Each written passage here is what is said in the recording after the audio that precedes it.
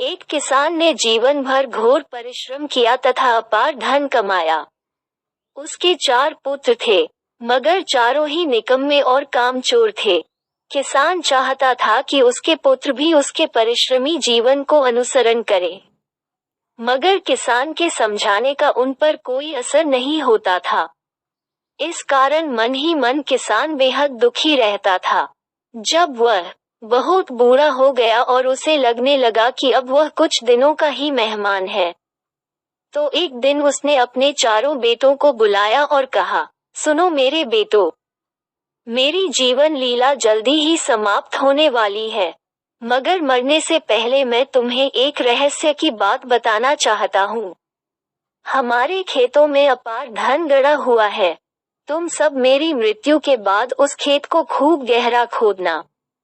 उसके बाद तुम्हें वहां से बहुत सा धन प्राप्त होगा। ये सुनकर किसान के बेटे बेहद प्रसन्न हुए कि बाप के मरने के बाद भी कुछ नहीं करना होगा और बाकी की जिंदगी मजे से काटेंगे। मगर दिखावे के लिए वे रोने गिड़गिड़ाने लगे। कुछ दिनों पश्चात किसान की मृत्यु हो गई। पिता के मरते ही उसके बेटों ने तुरंत फुरत उसका अंतिम संस्कार किया और दूसरे दिन ही कुदाल और फावड़े लेकर खेत खोदने में जुट गए। परंतु कई दिनों तक परिश्रम करने के बाद भी उन्हें गड़ा हुआ धन प्राप्त नहीं हुआ। अंततः सभी भाई निराश हो गए। उन्हें अपने बाप के झूठ पर गुस्सा भी बहुत आया। चारों ने जी भरकर उसे कोसा, मगर अब किया क्या जाए। अब चारों ने सलाह की कि जब खेत खुद ही गया है तो क्यों न इसे जोत दिया जाए। चारों ने खेत को जोतकर उसमें गेहूं बो दिए। खेत की गहरी खुदाई हुई थी, इसलिए फसल बहुत अच्छी हुई तथा किसान के बेटों को आशा से अधिक धन प्राप्त हुआ।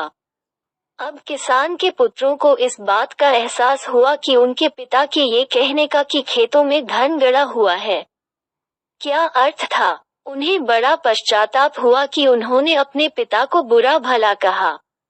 सच तो ये था कि वे हमें परिश्रमी बनाना चाहते थे।